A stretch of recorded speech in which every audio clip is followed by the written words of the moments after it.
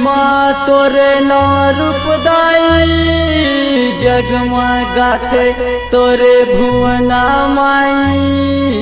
रतनपुर तोर गाँव है ओ मोरे महामाई, रतनपुर तोर गाँव है ओ मोरे महामाई।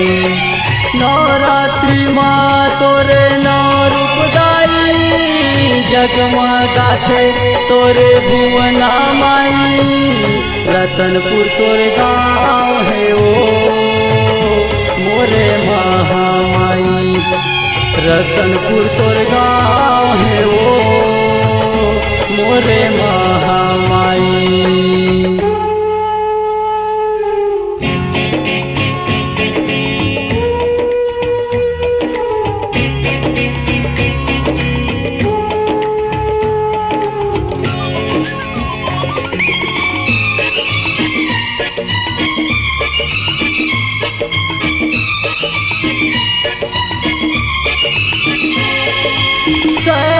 शैलपुत्री माता तोरे पहली नाम कहाए, ब्रह्मचारिणी वो तोरे दूजा नाम धराए। चंद्रघंटा कुसमांडा स्कंद माता ओ तोरे नाम है दाई।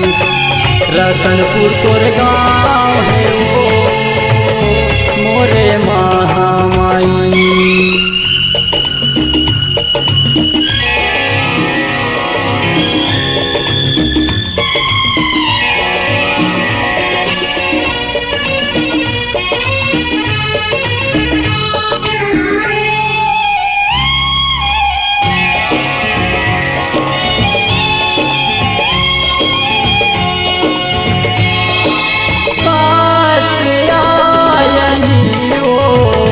तोरे छठे नाव धराए, काल रात्रि ओ तय काली के रूप दिखाए।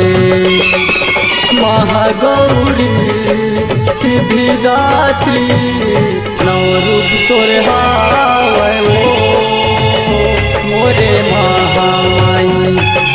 रतनपुर तोर गाँव है ओ मोरे महामाई, रतनपुर तोर गाँव है ओ मोरे महामाई।